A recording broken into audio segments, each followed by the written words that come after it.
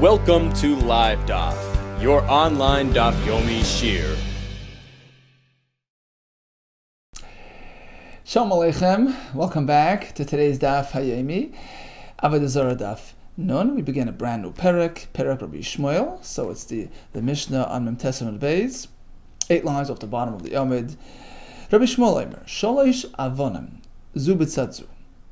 If one notices 3 stones lying side by side, Zu B'tzadzu, so they're lined up, B'tzad Markulis, next to a Markulis, which is a stone arrangement which served as an idol.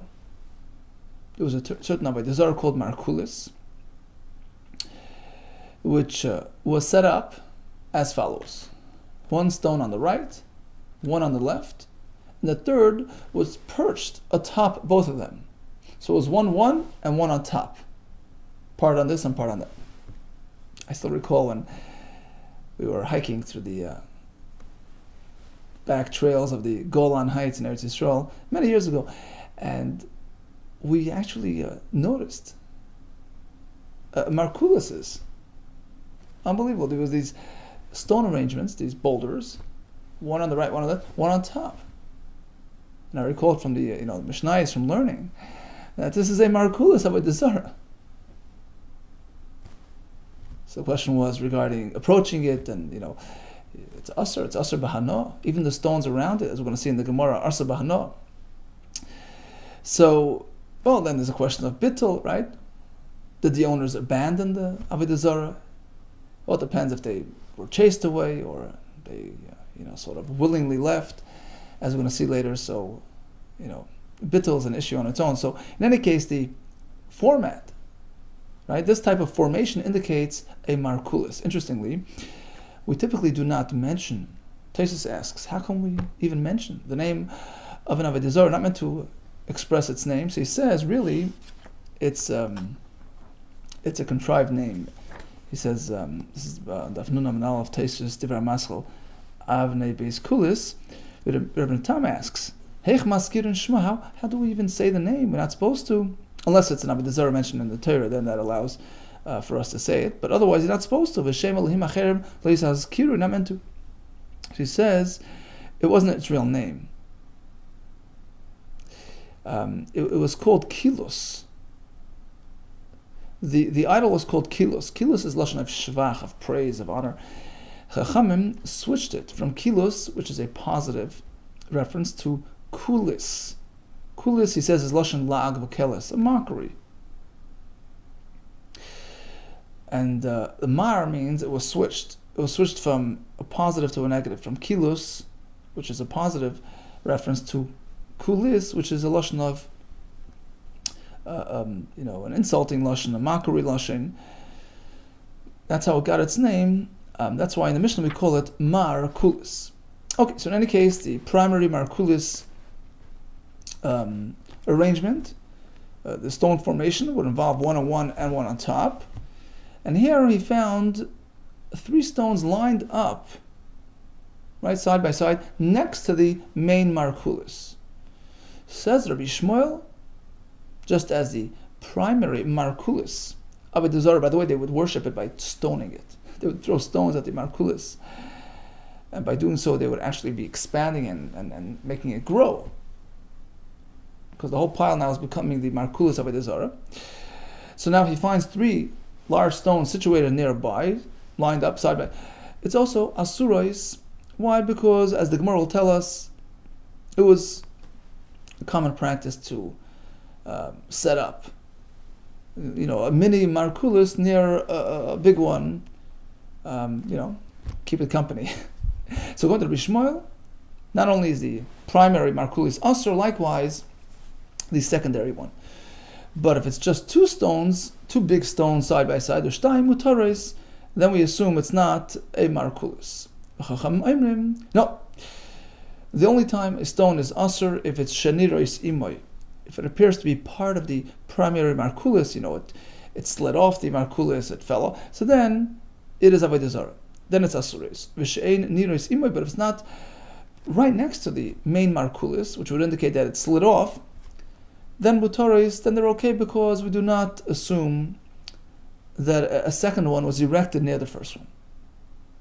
Asks the Gemara, Bishleim Rabbanon Kasavri. I fully understand the Rabbanon's opinion. They hold Oivdin Lishvarim. A guy would still serve, would worship a broken piece off the main Avodah Zarah. So, Nirois Ima, if the stones look like they fell off the primary, stone arrangement, Dikala Meimar Minei Nafal, so if they're next to it, which would indicate that it fell off the Markulis, Asurois, then those stones are Asur. Because, as we said, they had become part of the Markulis when they were thrown at the Markulis.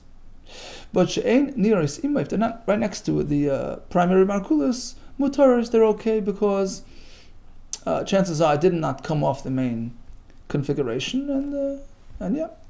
El Rabbi Shmuel, Micah Sava. According to Rabbi Shmuel, how do we understand his numbers? If a guy still considers a broken piece of his main Avodah Zarah as Avodah Zarah and they serve it, I feel so even if it's 2 stones, it's Asur. If they ignore pieces, they just negate the pieces, they don't consider it Avodah Zarah, so even if it's 3, it should not be Asur. How do we differentiate between 2 and 3? Amar Ravitza Bar Yosef, Amar, he quotes Rabbi Yechanan. Let me explain to you what's going on. We're dealing with 2 different circumstances. In the first case, Biyadua Shenashru Mimenu. If we know with certainty that the stone slid off, broke away from the main configuration. Divrei HaKoil Asuris. All would agree those stones are Asur because they are part and parcel of the Avodah Zarah arrangement. Even according to that opinion that told us a while ago that, well, when something breaks off, he negates it. Yeah, that's by a typical idol, statue. Something falls off. It's not really meant to be broken, so it's just waste material. He no longer considers it Avodah Zarah. He's like mavatalet. That's by a typical idol. The lav hainu urche, where it's not expected to have things just break off. It's not routine. But here by the Markulis, it's comprised of pieces, of parts, of stones.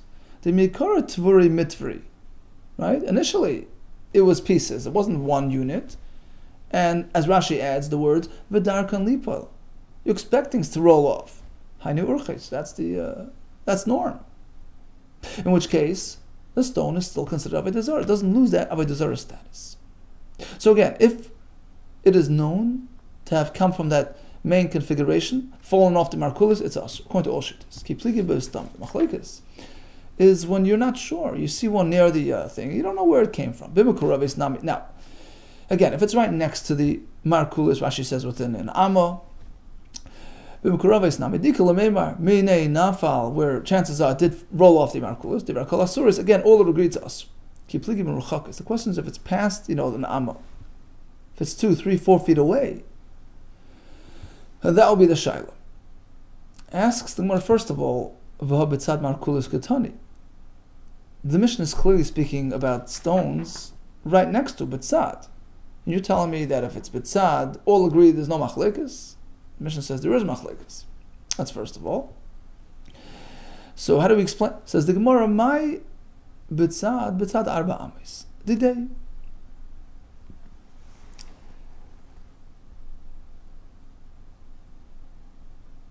Right, so the kasha is that you're telling me if it's right near, then certainly it's Asur. Rabbi Shmuel's chiddush that an arrangement of 3 stones lying side by side is still Asur. That if it's not next to it, but Rabbi Shmuel clearly used the word B'tzad, which indicates that only then is Rabbi Shmuel going to forbid those stones. You're telling me that even if it's further away. Says the Gemara, my B'tzad, the word B'tzad, used by Rabbi Shmuel, doesn't mean right next to it, within 2 feet, within an amma. B'tzad arba amos didei. It means within 4 amos. So, again, if it's right next to the Avodah Zarah, within an amma, all agree it's Asur, because chances are it's lit off the Avodah Zarah, it's part of the original material. What if it's past an amma, but within 4 amis? 4 amis is like, an area, right? The same area. But it's not right next to it. It's close vicinity, close proximity to Avodah Zarah, but it's not right next to it, in which case you would say it fell off.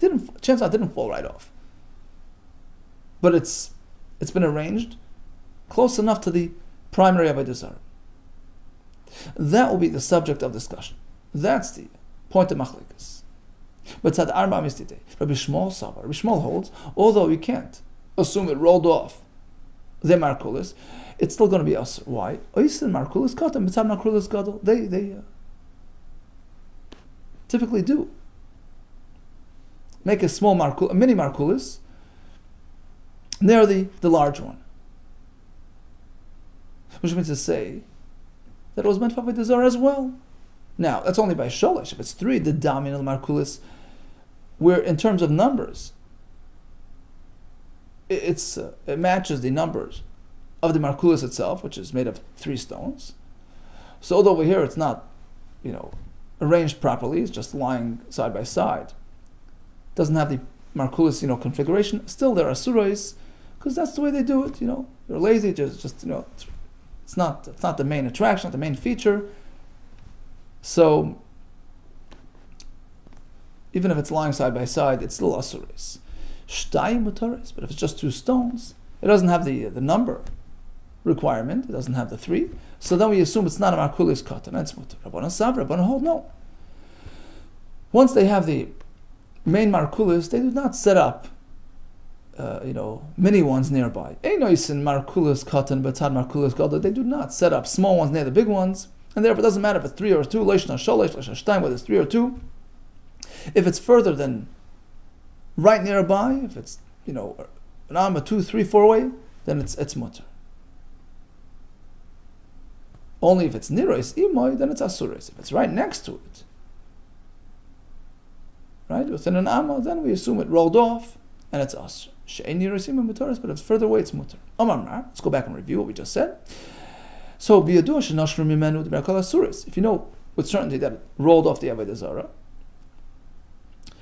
it's certainly asur, according to all opinions. V'ramini, we have a kasha from Rabbi Brisa, where it says avanim shenashru markulis, stones that rolled off the markulis, nirais imoy asuris. If they appear to be part and parcel of the original one, it's right next to it, then it's asur. She'ein nirais imoy mutaris, but if it's further away, it's mutar. Hold it. If it rolled off, it says shenashru, it rolled off. Then who cares where it is right now? It's shivrei Avodah Zarah. According to all shittas, you said it's asur. That's going to be the kasha. But let's just finish the brisa. Shmuel Eimer. Shalosh asuris, shtayim mutaris. If there are 3 side by side, it's asur. If it's 2, it's mutar. So again, here we're saying, Rabbi Yechon tells us that if we know the stone rolled off the markulis, there's no question. It's asur, irrespective of location. And in this brisa, it doesn't seem to be so simple. We're speaking about shenashru, it rolled off, and still we say, well, it depends where it is. Amar Rava lo yitema shenashru, instead of the word nashru, that it's separated, it rolled off, el ema, revise it, fix it up, shenimtzu. We don't know for sure where it came from. You found some stones nearby. Did it break off the original? Was it just sitting there? Okay, so then we say if it's right nearby, then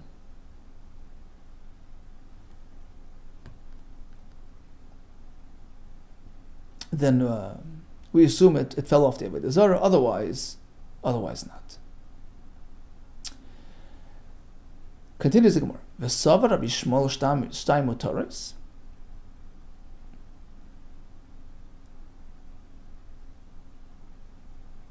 So according to this brisa, Rabbi Shmuel says that 3 is asur, 2 is mutar.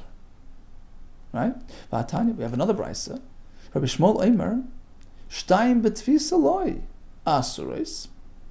That if you find 2 stones within the tfisa means it's grabbing. It's an expression, a term. The same exact spot.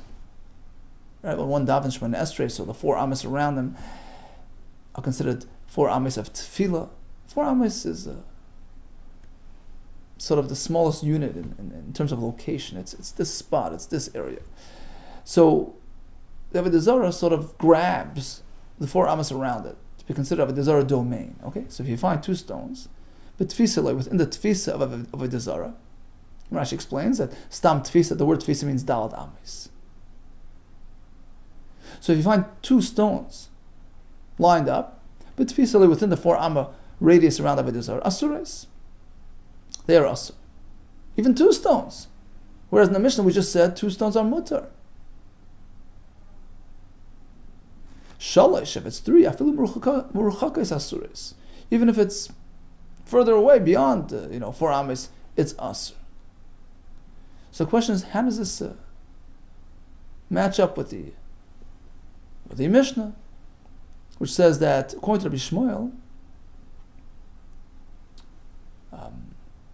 only 3 stones lined up are asur, 2 are mutar.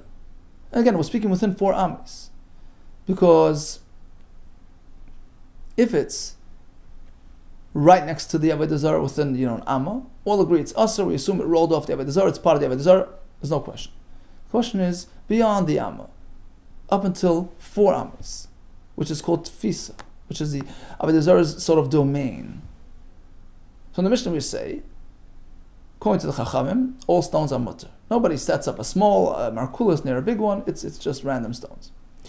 According to Rishmoel, if it appears like a mini markulis, such as 3 stones lined up side by side, it's asur. Because we assume they did set up a small one to accompany the big one. But if it's just 2 stones, it doesn't have the right number, and it's mutar. But in this brisa we see otherwise. The Rishmoel says even 2 stones within 4 amis is asur. Amar Rava, look, lekash. There's no contradiction. Kam betfisa achas, kam shtei tfisas. This brisa that tells us that according to Rishmoel, even 2 stones are asur. That's within 4 amis, and there's nothing interrupting. There's no barrier between the markulis and the stones that you found. Just smooth ground without any humps and partitions. In this case,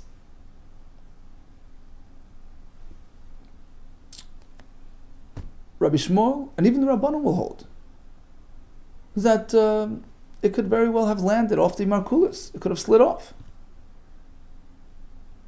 Okay, so again, within 4 amma radius, there's nothing, no humps in the ground, no blockages, no partitions. Then any amount of stones are asur, because we presume it fell off the big markulis.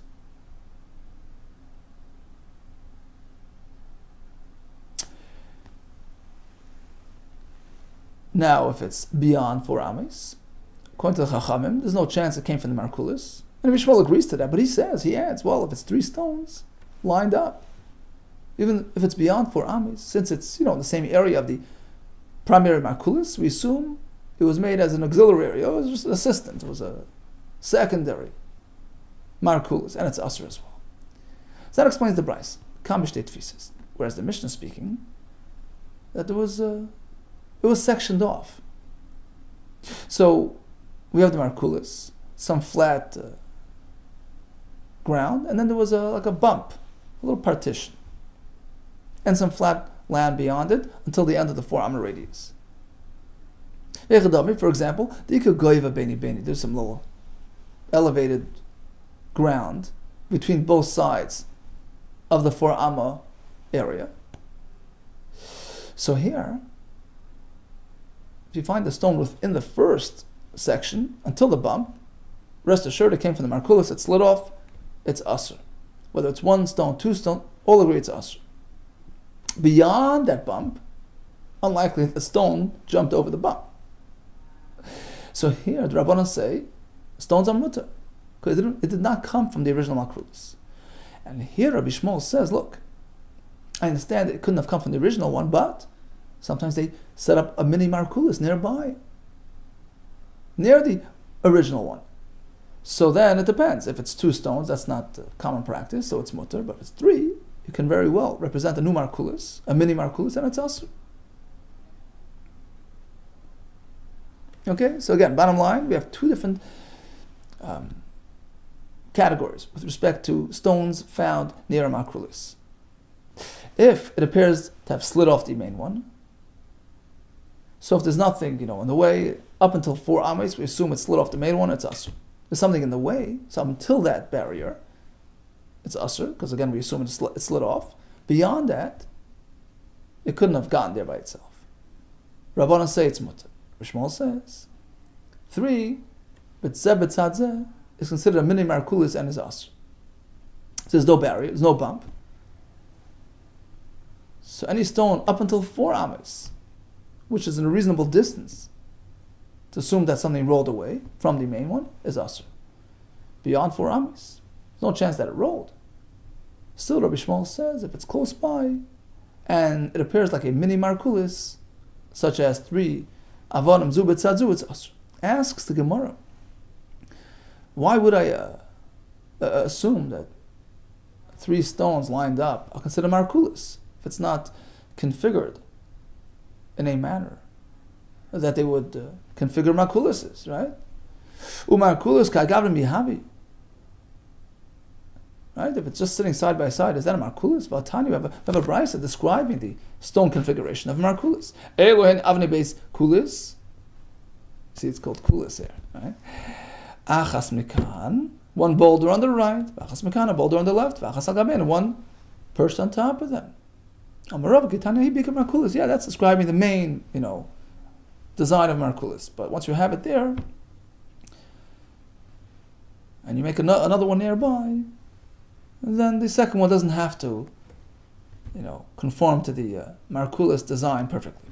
Be Yanai Malka Charav, the palace of Yanai Melech was destroyed. Also, the Gecham Oikimu be markulis. The Goyim came and they set up a markulis in the property. Also, Oivdei Gecham Machrini, come along, a new batch of Goyim. The Loi Palchi, the markulis, we didn't adhere to this markulis Avodah Zarah. It wasn't their thing. Oh, nice stones. We can use it for construction material. Shaklinu, they took the stones off the markulis. Okay, so they took it apart. V'chipu ben drachim v'sar ta'ois, v'sat retois, and they used it to pave the roads and the highways. Can we use those highways? So there was a difference of opinion. Ikar Rabbanan the Parshi, some Rabbanan kept away. Vikar Rabbanan the Parshi, other Rabbanan did not stay away. They used the roads. Amar Rabbi Yochanan, Banan Shal Kadeshim, there was a great man who was called the son of holy people. We'll see in a minute who he was. Malach Alein, he wouldn't hesitate to walk on those roads. So if it was good enough for him, it's good enough for us. Vanan Nifresh men, why should we keep away? Ma Ninu Banan Shal Kadeshim, who's this man described with this lofty title? His name was Rabbi Menachem, Rabbi Yossi, Rabbi Simoi. Why was he called Vamai Korle? Why was he called Banan Shal Kadeshim? Afilu b'tzrasa dezuzah loy mistakel. He would avoid looking at any pictures, any idols, anything, even an image on a coin. He didn't want to have anything to do with idols and pictures and images of people and things. So here in this great title, Banan Shal Kadeshim, indicating that he has kedusha, high level kedusha, which presumably was drawn from his parents. In any case, if it was good enough for him to walk on the roads, good enough for us. Why? Because even if it's Avodah Zarah material, which it was, but it was batal. We learned the other day, even one guy could be batal the other guy's Avodah Zarah, right? So it's back to normal. My time demand of Parish. How do you explain the other view, those who kept away from the roads? Because they held it was forbidden material. Sure, Avodah Zarah itself can be nullified, but not takroiv. It's interesting. A takroiv is something which is offered to Avodah Zarah, an animal offering, whatever. It's considered takroivis, becomes asur bahana permanently. You can't undo it. He holds like that shita, who says, how do we know that something offered to Avodah Zarah can never be nullified? It stays asur forever. Describing offerings of Avodah Zarah vayichlu zivchei mesim. The offerings of zivchei mesim are called mesim. Avodah Zarah has no life, right? It's a dead entity. So zivchei mesim is the term used to describe offerings to Avodah Zarah, and we compare it to a mace. Like a dead person, you can't have an offering of a dead person. Ma mace, ein lo b'tel, just like that, stays forever. You can't take away that status from the mace. Af, takroi b'savis kacham, ein lo b'tel, likewise, Avodah Zarah offerings remain usher permanently. So these roads are off limits. Umandalei Parsh, now the other shita, the one who was lenient, who did not keep off this road, Amar, because he says, stones tossed at the markulis are not considered takroibus. Why? Takroibus is only if it involves a type of material or the type of material, and the form, the manner of service has to correspond, has to resemble what we do in the Beis HaMikdash, because it's like a flip side, lahavdil, right? Rashi brings the pasuk, Zavech lo lehim yachram.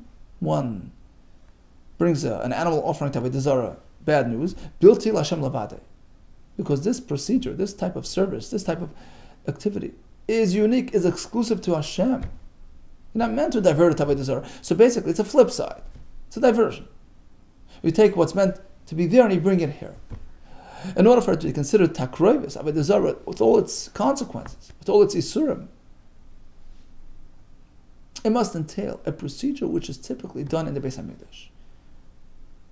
But we require ke'ein pnim, that it resembles service in the Beis HaMikdash. But leka, you don't have that by the markulis. We just toss stones. Rashi says stones are not something which are served in the Beis HaMikdash. And as Taisus adds, in the Beis HaMikdash, we do things that break apart. We do shechita, we break the animal, we sprinkle the blood that splatters. A stone stays intact, doesn't come apart.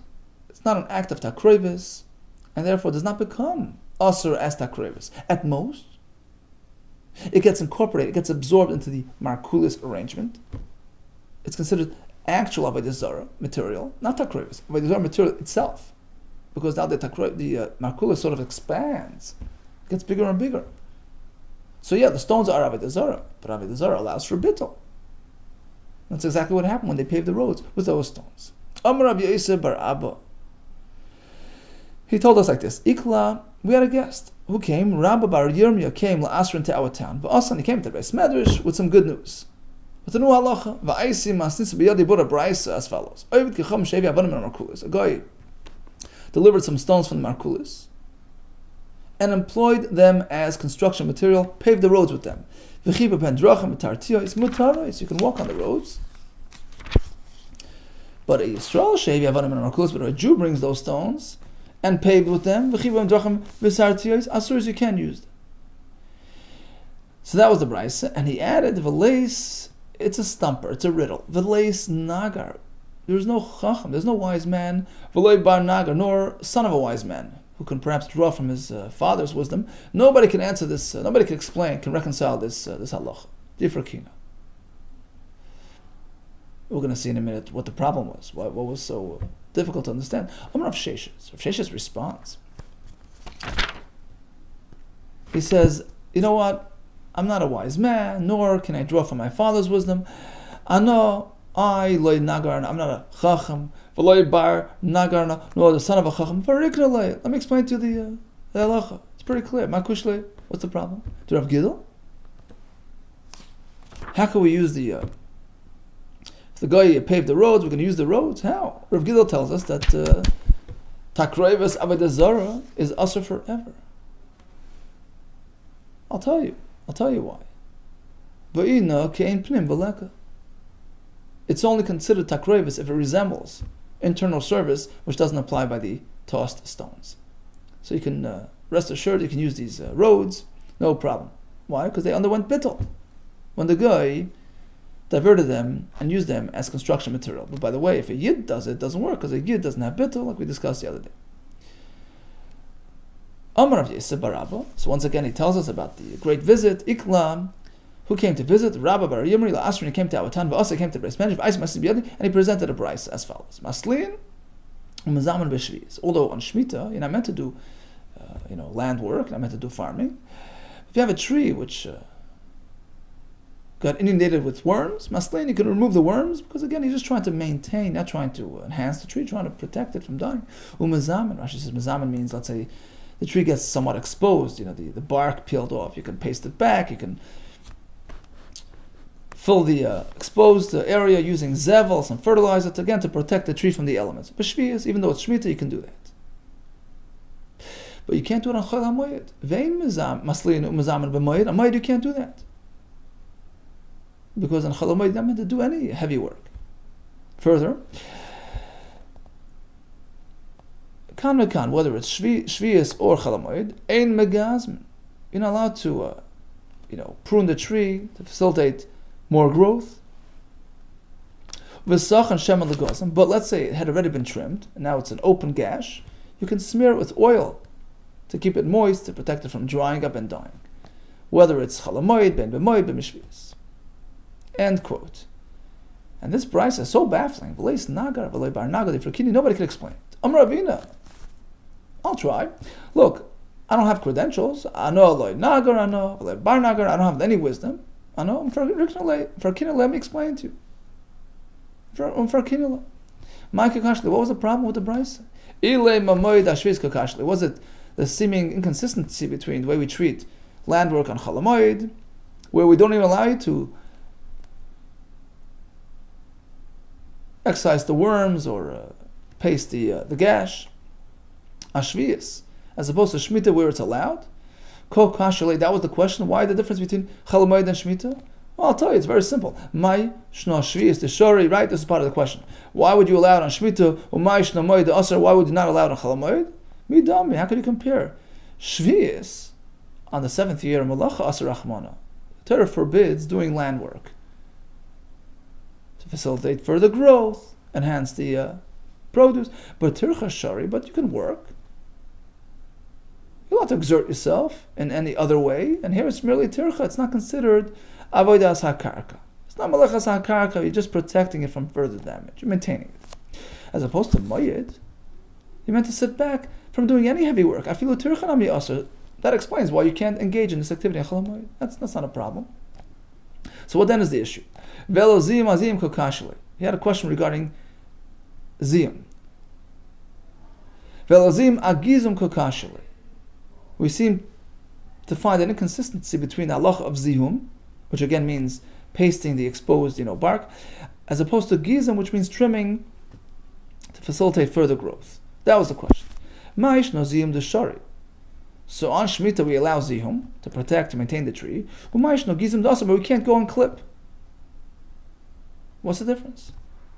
He says, I'll tell you the difference. Midami, how could you compare the two? Ziyum, pasting the gash, Ukumi ilana.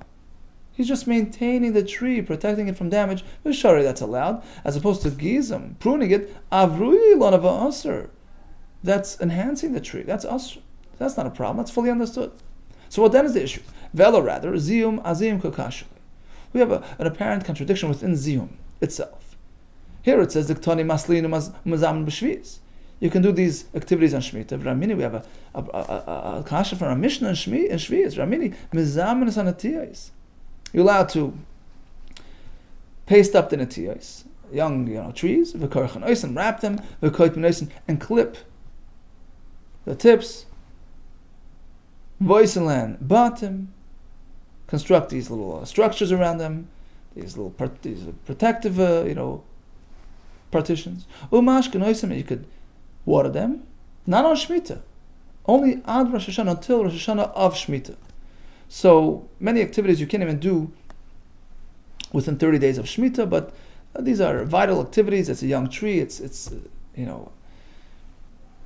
volatile. You have to give it its TLC until Rosh Hashanah, but only until ad Rosh Hashanah. Only until Rosh Hashanah can you do these things, including mezahamin. But actually on Shemitah itself, you can't do mezahamin.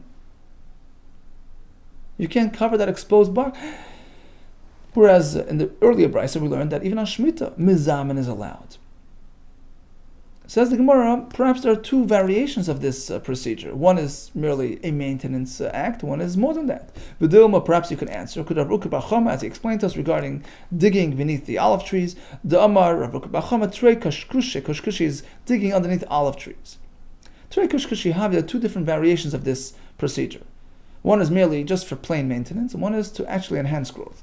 Chad l'vruyi lana, one is more of a substantial process, which livens up the tree, enhances its growth. V'asr, and that cannot be done on Shemitah. V'chad l'stumi pili v'shari, one is merely to cover up, exposed, roots, and that's allowed. So just as there are two variations of this type of malacha, hachinami, the same could be said about the zihum, the covering of the exposed bark. Perhaps there are two variations of this type of thing. Chad, one is merely lu'ukume ilani v'shar, it's a minor procedure just to maintain the tree, so keep it from dying, and that's allowed on Shemitah. Chad lavri ilani, but also it is more of an extensive type of procedure, which actually enhances further growth, enhances the development, that would be answer. That's a simple answer to your question. Velo rather, what was the puzzling element of this brisa? Sicha asicha kakashli, regarding sicha, smearing some oil on the tree, because here we say diktani sochen shemen lagosam. You can smear oil to moisten the gash. Bein b'moed b'mishvius, whether it's chalamoid or shmita. V'ramini, we have a kash or mishnah shvius, which indicates otherwise. You can't do that type of thing on Shemitah. Sochen asapag, and we have these unripe figs. You can figs. You can smear them with oil to keep them fresh and vibrant, and facilitates the further growth. Or manakfen, and you can even puncture them, fatman oisen, and fill them with oil to give them that extra body. But only until Shemitah, ad Rosh Hashanah, until Rosh Hashanah, ad Rosh Hashanah, only until Rosh Hashanah. B'shvius, on Shvius itself, you can't apply oil. And here we're allowing you to apply oil on the tree. Says the Gemara once again. You can differentiate between maintenance and enhancements. Midami, how could you compare? Here we're just trying to maintain the tree, moisturize an open gash to prevent it from drying up and dying. Hasam patumi pair of us. Over there you're trying to enhance